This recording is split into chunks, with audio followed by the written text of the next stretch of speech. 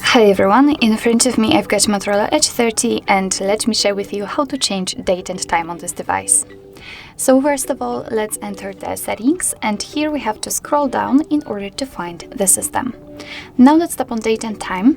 And as you can see here, we've got some options which we can customize, but not yet, because as you can see, the date, time and time zone options are inactive. It is because we are using automatic date, time and time zone. They are network based and network provided. So first of all, let's turn off both of those options. And as you can see, now we can tap on date. From this calendar, simply pick the date you want to use, for example this one, tap on OK. The same situation with the time. From this clock we can pick the one we'd like to set, and as you can see, it will immediately appear on the status bar also. We can pick the time zone, just tap on the region, and here we've been transferred to the full list of all available regions from which we can choose. So basically just find it and tap on it. So let me pick this one.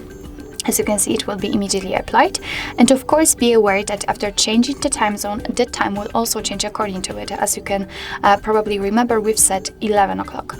And under it you've got the time format option. So currently we are using local default, which is, let's say, automatic, but after turning off this option we can manually decide what kind of format we want to use. So currently we are using 12-hour format. If you'd like to use 24-hour one, just tap on this switcher here.